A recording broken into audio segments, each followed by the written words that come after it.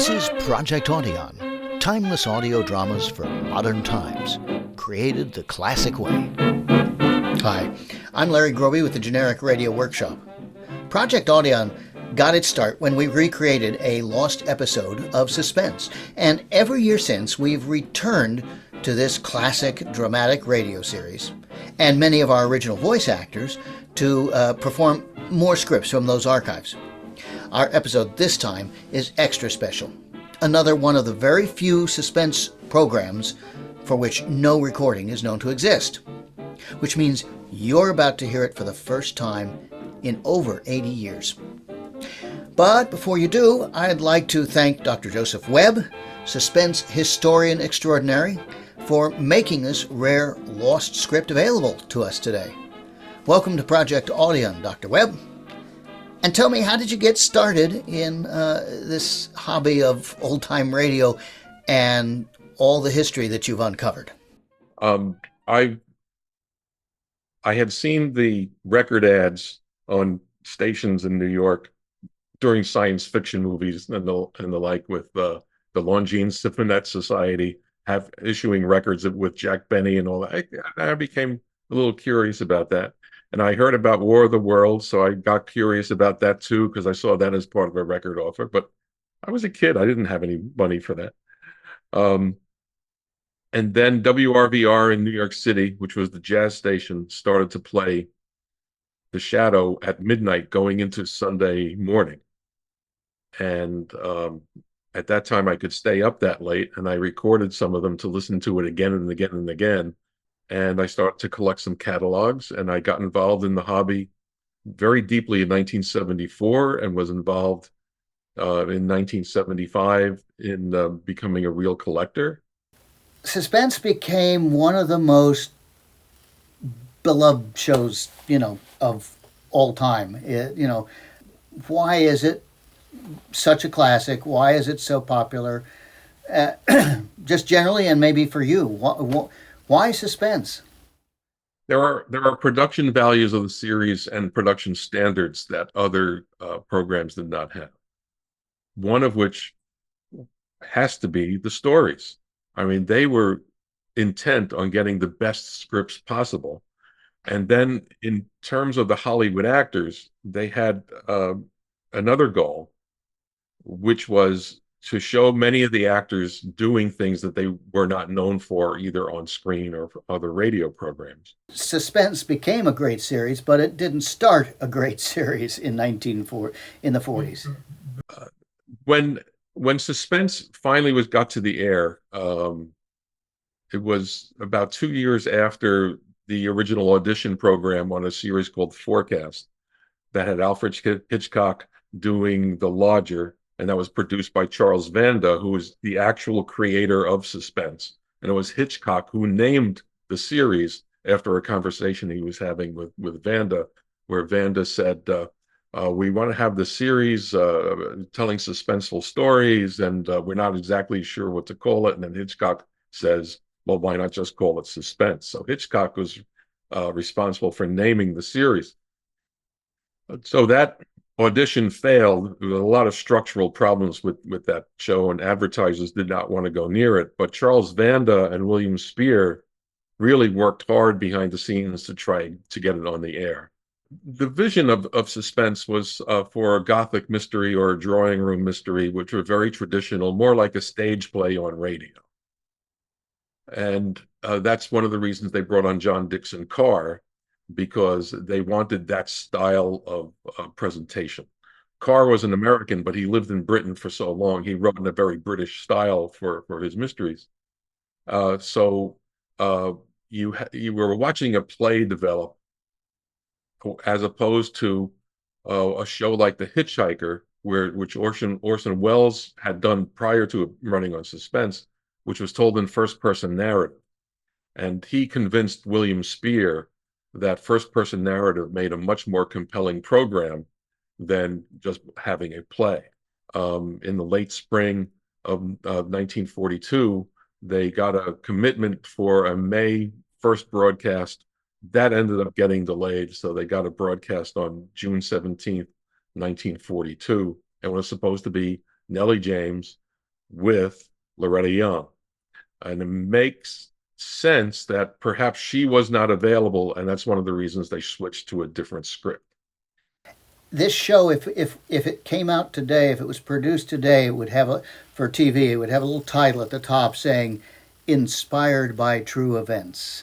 Yes, it certainly would. Because this is based approximately on a true story. Yes. Whether or not Lizzie Borden murdered her family in Fall River, Massachusetts in the late 1800s.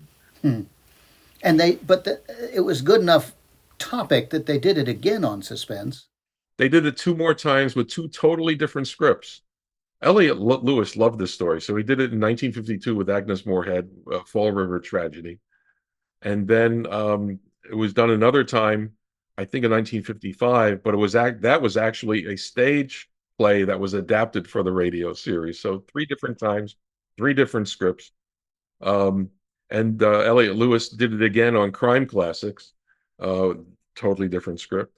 But even in the 1940s, the murders in Fall River, Massachusetts, in the Borden family was still in the news, and you can still go there today to find the house where Lizzie Borden lived.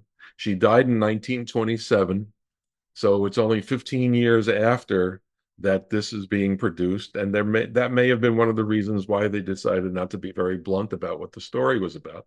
So if somebody wanted to learn more about Suspense, where should we send them?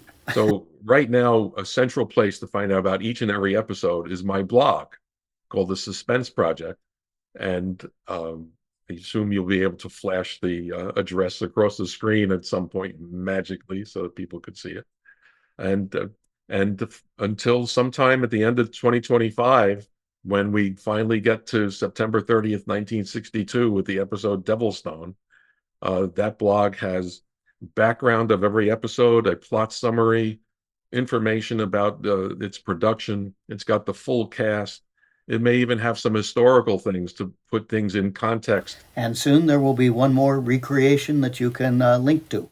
Yes, absolutely. And I want to thank your group for doing that, because this is such an important part of the work, because some of these early suspense programs may never have been recorded or were recorded on discs that can no longer be played.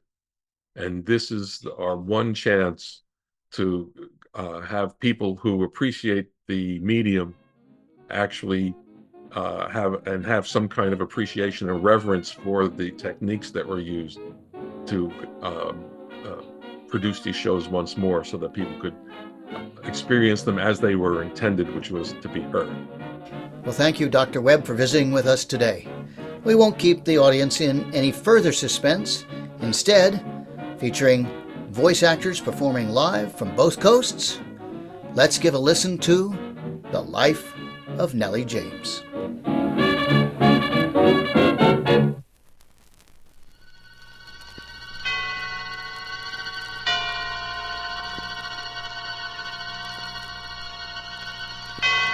The Columbia Network takes pleasure in presenting Miss Jean Cagney as this week's star of Suspense.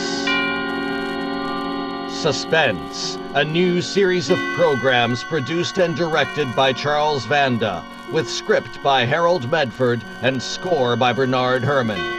Each week at this time, CBS sets aside 30 minutes to excite you, to mystify you, and on occasion, horrify you, with a catalog of the world's great thrillers, dramas from the pages of best-selling novels and the theater of Broadway and London, choice selections from the library of radio and the sound stages of Hollywood, plays to provide you suspense. Tonight's play presents as our guest star one of Hollywood's brightest and newest young actresses, Miss Jean Cagney. Her role, the title character in a drama of America not long before the turn of the century. A story of calico and crinoline, of antimacassars and murder. The Life of Nellie James.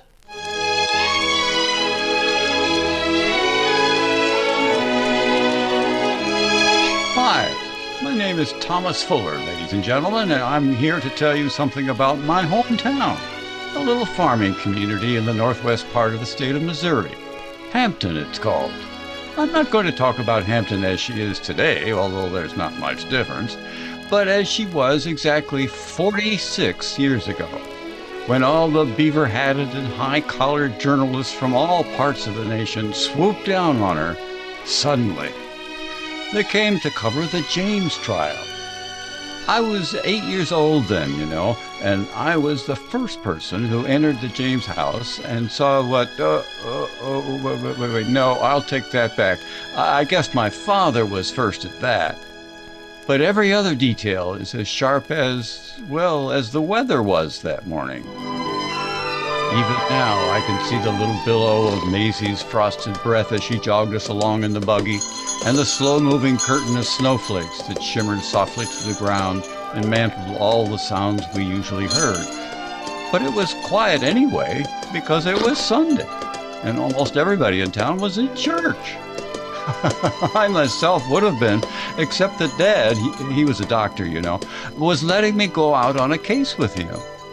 I remember how we drove on past our next-door neighbor's house, the Masons, then past the Shoreys, and there was nothing at all in that moment that suggested the thing that just about then must have been happening.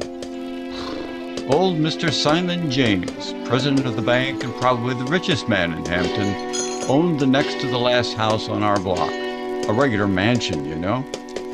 Miss Nellie, his oldest girl, was my Sunday school teacher, and I remember what a surprise I got when I saw she wasn't in church either.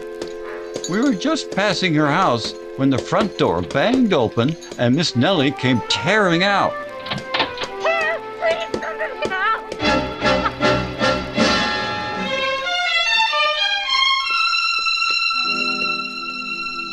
Dad, it's Miss Nellie.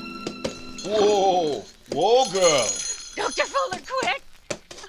What is it, Nellie? What's the matter? Something's happened. Something terrible to Father.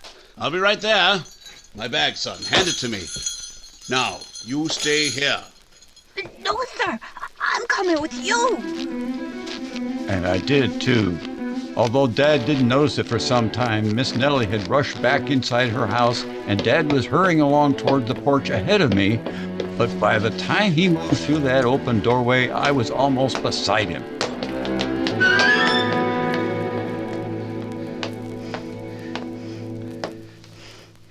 Here, Doctor, the living room. Yes, Nellie, That's the way I found him just now. There on the sofa. I came in and... Doctor, behind you. Your son, he mustn't see this. Yes. Tommy, I told you to stay outside. Do you hear me, Tommy? Tommy! Oh, Dad! Go on, son. Go outside. Dad, don't you see it? Over there. At the foot of the stairs. What do you... Oh, my... Yes, her too. Your sister, Nellie? Hazel? But you can hardly recognize either of them. Nellie, who did this? I don't know, Doctor. I don't know. I went outside for a minute. I was going to get some wood. I was only out there a minute, and I heard a noise, and I came back in. Nellie, stop it! Oh! I came back in, and they weren't like that. Their faces... That's enough, I say. I must have been crazy to let you stay in here. Hold on to me. We're going out in the hall. Tommy. Yes, sir. The chief of police. He's in church. Go fetch him. Yes, sir. Tell him that... Just tell him what you saw.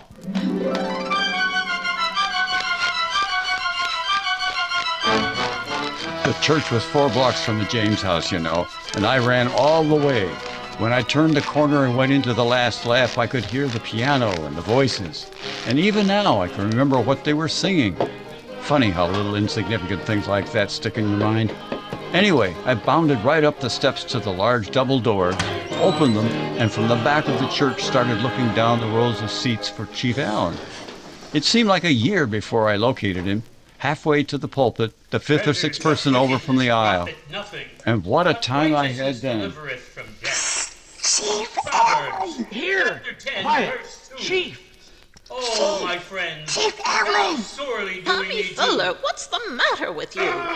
Good morning, Do Mrs. we need Wynne. to learn the wisdom of that proverb of Solomon? You're wanted right away. Righteousness. What? Who wants me? My dad. Righteousness Something and awful's happened. Hurry, Glorious Chief. were as we do. Still, come on. And that, my friends, Your dad? What's happened to him? Say it. that is Don't talk. that is the beacon which the beacon.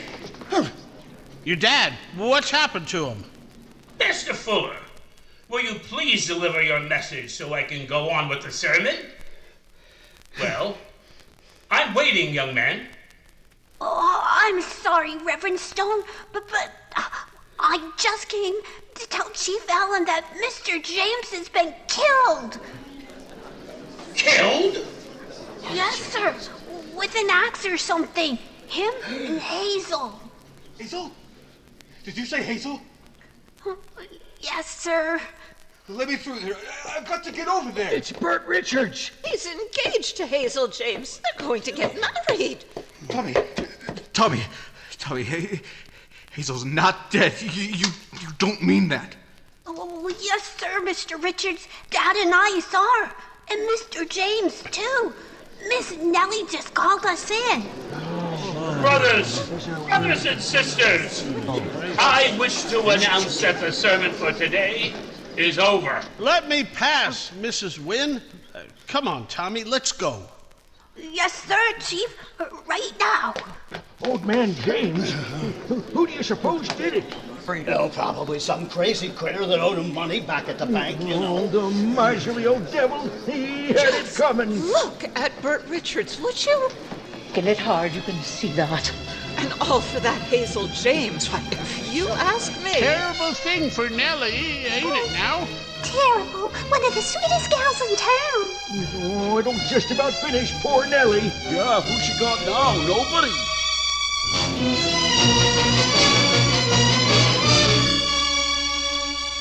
Poor Nellie James. It was odd, but everybody seemed more so concerned about her than about what had happened to her father and sister.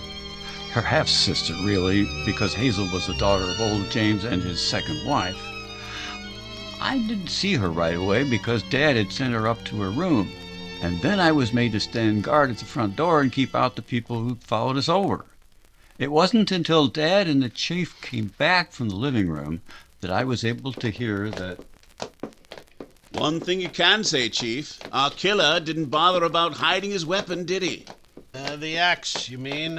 Yeah, I saw it there by the girl. Foot to the stairs. She must have just been coming down when he...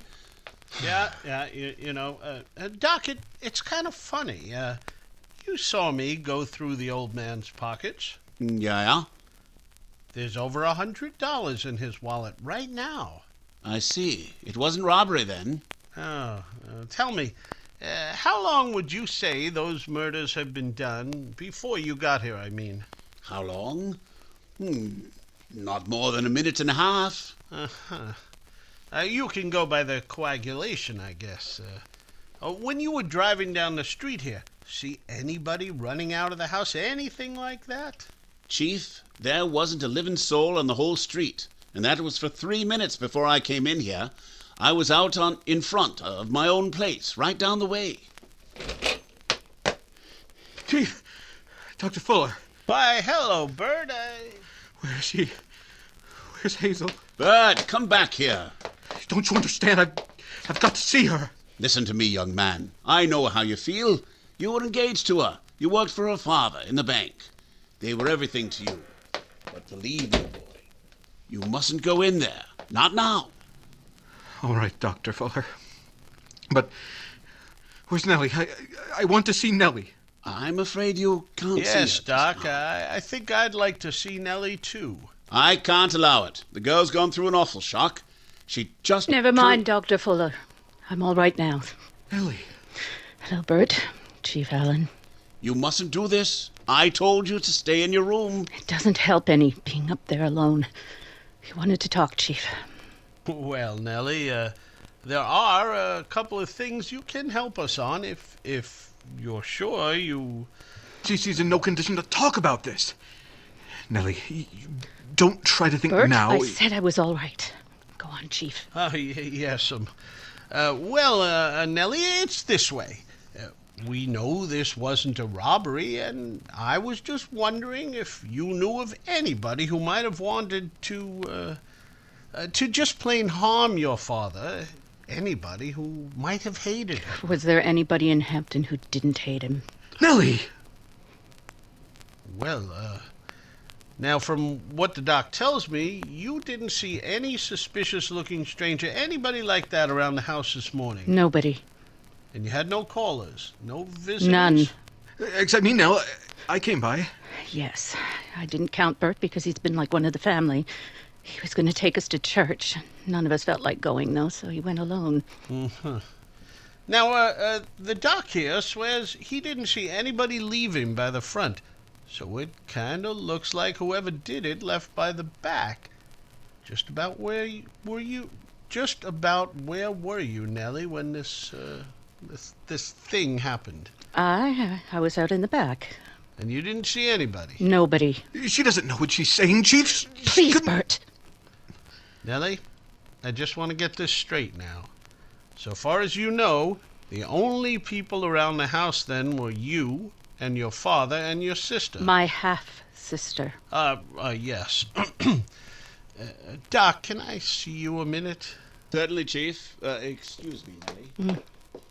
Talk to him, Nell. You don't know how those things sound. Why didn't you wait until I got a lawyer? What do I need a lawyer for? I've done nothing wrong. Oh, Nell.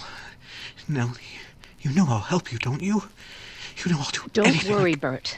Don't worry about it. Nellie? Yes, Chief? I don't know how to say this, but I wonder if you'd mind coming down to the office with me. Not at all. I'll get my coat. And Nellie? Yes? If you want me to, I'll have somebody pack some of your extra clothes for you and bring them down to you later. I see. Thank you, Chief, but I'll pack them myself. To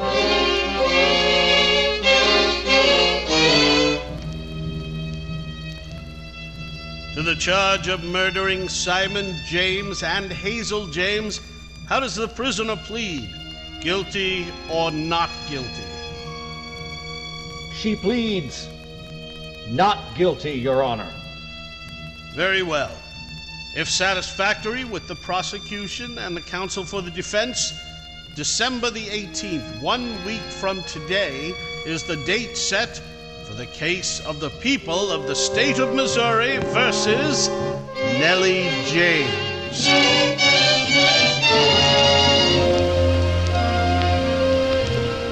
The prosecution has made every effort to prove that for many years past there has been friction within the James family.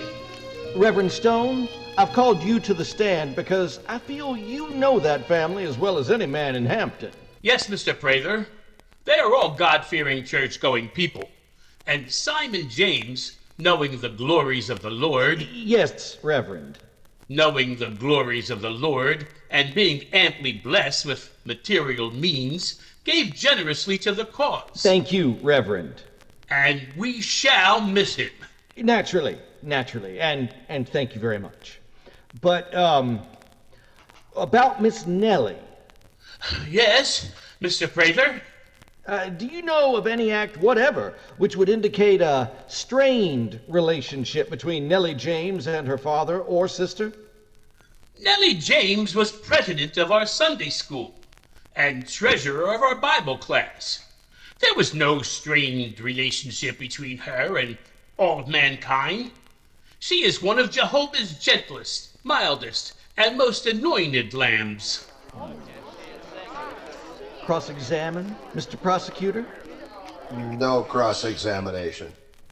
Mrs. Josiah Wynn, to the stand, please.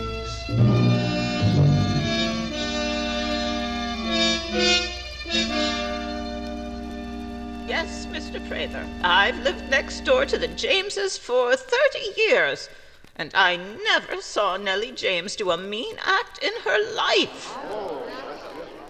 cross-examine? No matter how her father and sister treated her. Why, yes, Counselor, I think I will. Mrs. Wynne, in what manner specifically was the defendant subjected to maltreatment by the deceased? What was that, Fred? I mean, Mr. Prosecutor. Just how did Mr. James and Hazel treat Nellie? How? Why, just by belittling her all the time, that's how.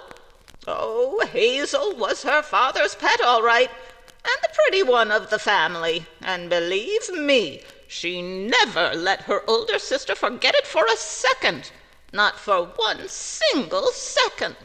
And did Nellie resent that? Who wouldn't, I'd like to know? Your Honor, I object.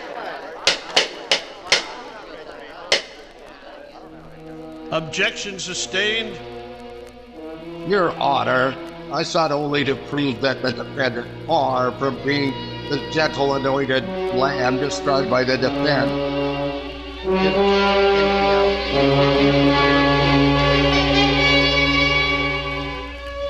instead of which, Nellie James, you are a woman whose soul held a smoldering hatred for that half-sister who was more attractive than you. No, that's not true. This sister who was favored by a father you loathed more than you loathed her. That's a lie. What happened that morning, Nellie James? What happened? Speak! Is it because you're afraid of the truth that you refuse to answer? Nellie James, you're on the stand for your life. And it's been said that a person faced with death can relive all of the past in one quick flash of effect. Go, Nell! Look out for the splinters. Ma'am. Oh, Bert, thanks for doing this. Thanks. Well, you needed some firewood, didn't you? I know, but, well, Hazel wanted you to stay inside with her. Besides, she said you were all prettied up for church and she didn't want you to get dirty. Oh, and I suppose she expected you to do this. Oh, what a brat. You know, matter of fact, now, I'm kind of glad we're out here alone because, well, here, I brought you something. Me? Something you brought me? Well, go on, take it. Go on. A necklace? A gold one? Oh, Bert, no. What do you mean, no? I mean, you're my fiance's sister, aren't you? What's wrong with that? Bert, you don't understand. Why, she'd die if she knew this. I know, but, well, does she have to? How could she keep from... No, she doesn't. I don't have to wear it. I can just keep it, can't I? I don't see why not. Yes, why not? Oh, Bert, you've been so nice to me. And please, I don't want you to misunderstand, but, well, if ever I can do anything for you, I mean, if you ever need a friend, I know. You don't have to say that. Bert, what's taking so long? It's Hazel. Why, you've had time to chop a tree down. We've got to... What's that, Nell? What, Hazel? Whatever it is you're holding behind you. Let's see it. A necklace? Where'd you get that? Answer me. Me, Hazel. I gave it to her. I thought so. I don't doubt but that she begged and hinted until you had to get it for her. And behind my back. Well, just wait till Father hears about this. Well, Bert. Let's go in. Hazel, listen. Nellie had absolutely nothing to do with my giving her that necklace. You think that, Bert. But Nell is a great deal more skillful at begging than you realize. That's unfair. Never mind, Bert. It's no use. Of course it's no use. Let me tell you something. So long as you can't get a man of your own, at least have the pride to stay away from somebody else's. And take that axe back where you got it. A living room is no place for it. She didn't bring the axe in here. I did. Oh, was so disgusted with the way you acted, I forgot I'd had it. You know, actually, I'm glad we're here. Oh, it's Father. Excuse me, darling. Here, Father, give me your things. Thanks, Hazel, thanks. Morning, Mr. James. Oh, Father. Just hang my coat up in the closet, Hazel, and take Bert's down. Take Bert's down? Why, what do you mean? Just what I said, child. It's cold outside. He'll be needing it. Am I leaving? Yes, son, you're leaving. Ah, it's good to sit down. Pretty tiring work, isn't it, Bert? Checking over books and accounts. Father, what is this all about? I don't understand. You will. I thought first I'd wait until after the Sabbath, and then I decided I'd better do it here and now, in front of Bert, just so you'd know what kind of a cheap, rotten, low-down thief you almost married. What? Father, what are you saying? You keep out of this, Nell. This ain't no affair of yours. Mr. James, there must be some kind of mistake. I might have known you'd try to lie out of it, but it's no good. Because here's the evidence right out of the ledger. All the proof I need here on this one page. Let's see that. So you can tear it up, eh? Oh, no. That's staying right here in my pocket till you land in court. Court? Mr. James, listen, I can explain that. Bert, that it's true? It's true, all right. This scamp has embezzled close to $10,000 from the bank. From me. $10,000, do you hear? But he's going to pay for it, Hazel. He's going to pay for it with 20 years in the penitentiary. 20 years? No. That's my life. I'd be through then. 20 years? It ought to be more, and I hope it is. Look, Mr. James, please, I'll pay you back. I swear I will. Every cent. Hazel, Hazel, you talk to him. He'll listen to you. He always... Get your hands Hazel. off of me, you thief! Hazel. Oh, Hazel! You wanted him, didn't you, Nell? Well, you can have him now. He's been my friend, the only one in this room who's ever treated me decently, and I am not going to stand by and see his life wrecked. Oh, you aren't, are you? Listen to me, Mr. James. You've got to give me a chance. Get out of my house. You are going to give me a chance.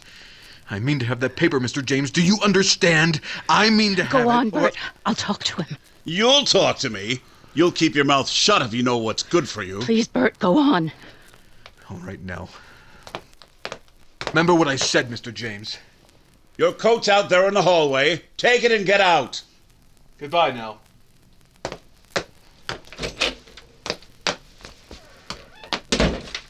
I want that paper, Father. I don't want to hear any more about it. You're going to hear more about it, Father. What's the matter with you?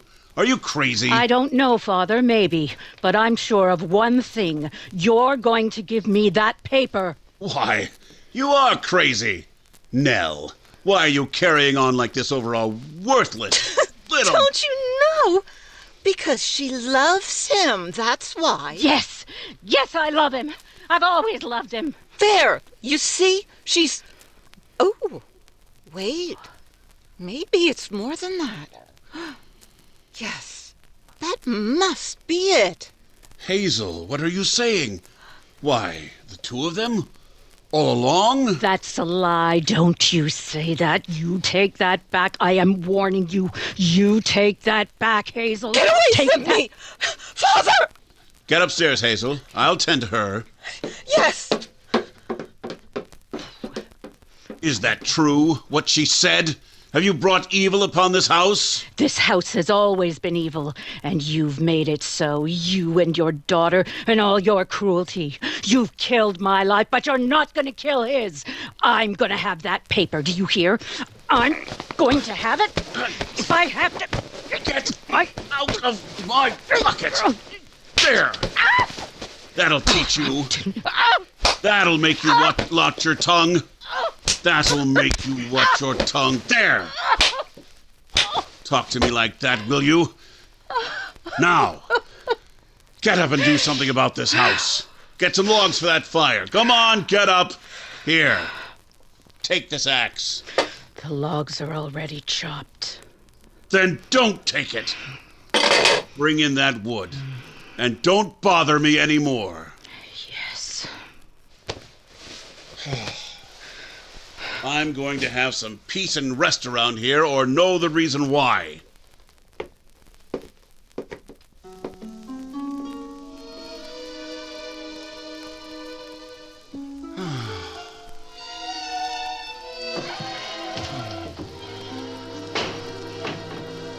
What? Huh? Get away from that pocket! What are you? No!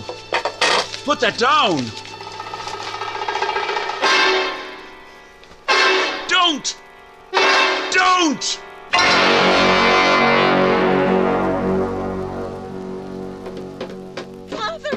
Father, what is it? Ah!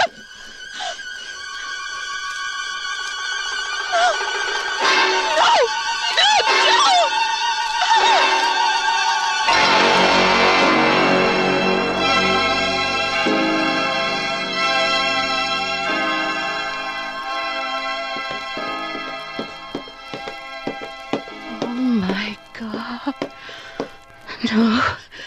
Oh, Lord, help me, help me. Oh. Help! Please, somebody help! Oh, whoa, girl. Dr. Fuller, quick! What is it, Nellie? What's the matter? Something terrible's happened to Father. I'll be right there.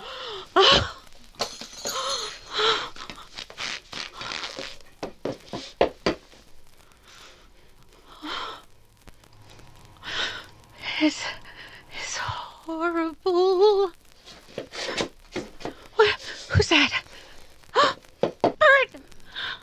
Yes, Nell? Bert, you did this? I had to have that paper. I never left the house. I was afraid that it... You've got to get out of here. You don't mean you're going to help me? Hurry, Bert. Dr. Fuller's on his way in. Go out the back, quick. Nell, hurry. I don't know what to say. There's no time. Hurry. Go to the church and wait there.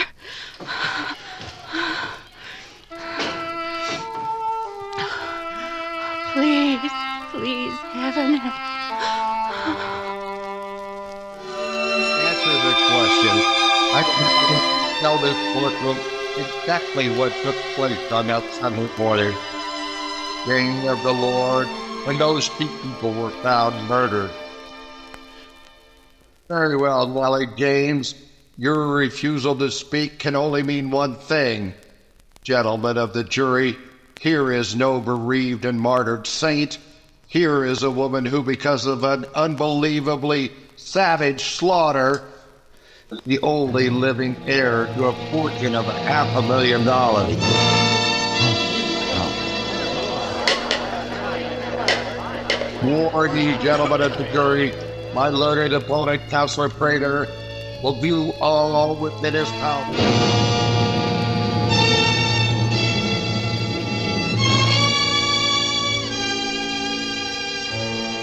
And so, you have asked yourselves, gentlemen, why?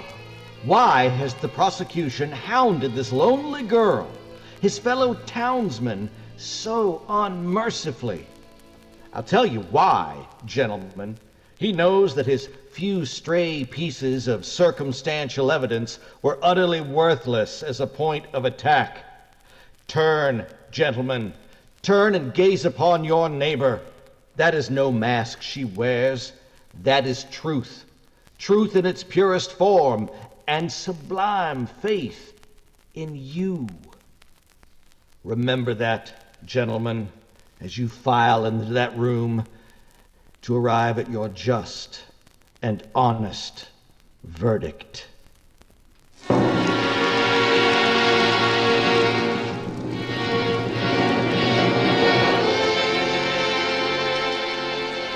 Gentlemen of the jury, have you reached a verdict? We have, Your Honor. The defendant will rise. What is your verdict? We find the defendant Not guilty. Nelly, that's wonderful. Congratulations. Thank you. Thank you, gentlemen. Nellie James, I release you from the custody of this court and return you to your home, where I pray you may once again live in peace and contentment among your fellow men.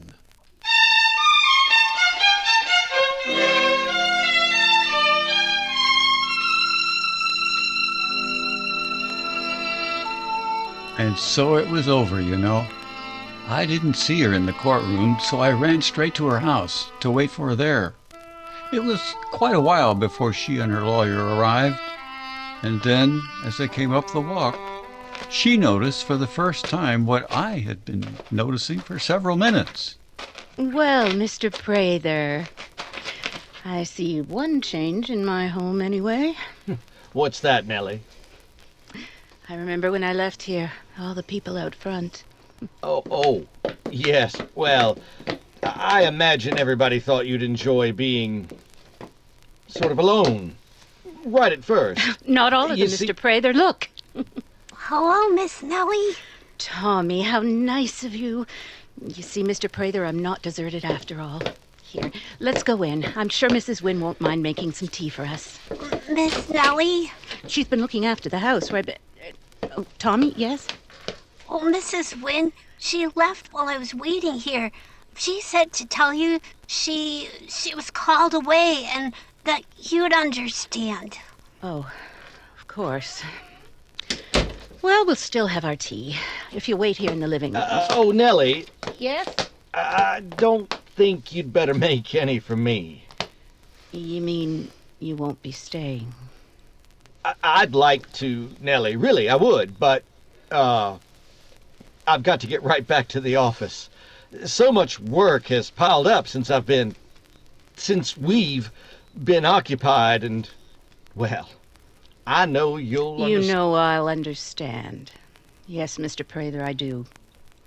Later in the week, when you feel up to it, you know, you can drop down to the office and we'll go over the details of the estate. You're a pretty wealthy woman now, Nellie. Am I? The real estate, the bank, this place here. I suppose you'll be selling the house? Selling it? Why, don't you remember what the judge said? Here is where I'm to live in peace and contentment among my fellow men. Yes. Well, just as you think best, Nellie. You're near the door, Mr. Prather. Do you mind opening it? Not at all. Hello, I'd like Bert. to see it. Now, I wanted to wait till you got home. I'll be going now. Goodbye, Tommy. Bert. You're free now. Oh, there's so much I've got to say. I mean, so much I've got to try to say. Now, can't we be alone? Tommy won't mind, will he? If we talk. I gotta get home anyway, Miss Nellie. No, Tommy, that won't be necessary. I don't understand, Nell. We don't need to be alone, Bert, because there's nothing you have to try to say. But nothing to explain. But I haven't had a chance to see you since all this started. And now it's over and past. I have a life to pick up, if I can, and you have a career. I'm free, Bert, and now so are you. Free of any obligation. But Please, Bert, you mustn't look so unhappy. There's nothing to worry about. Believe me. You're a wonderful woman, Nell. God bless you.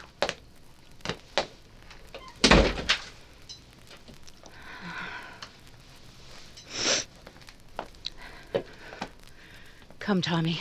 Let's have our tea. 46 years ago. Miss Nellie lived until this past winter, and when she died, in that same house incidentally, she was alone. I've often wondered if she really did it.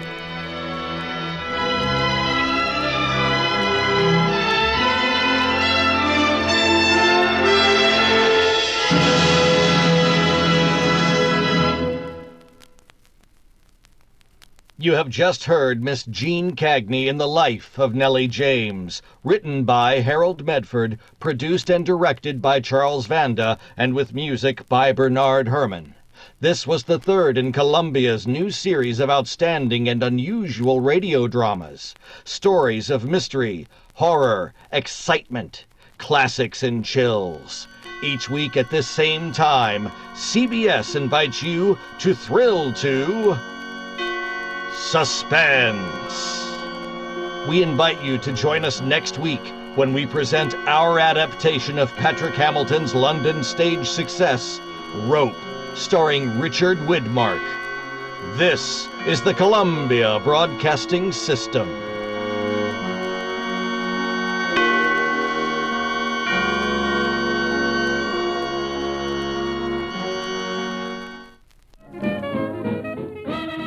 That's Project Audion for this time.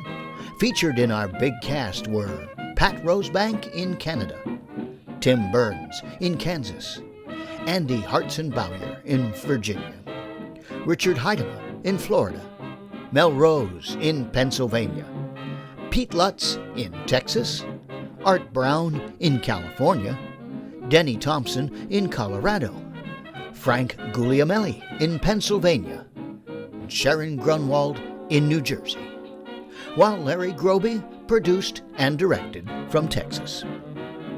We hope you enjoyed it. If so, leave us a comment and let us know. Actually, let your friends know. Share the link wherever you can so these classic audio dramas gain the wider audience that they deserve. Until next time, thanks for listening.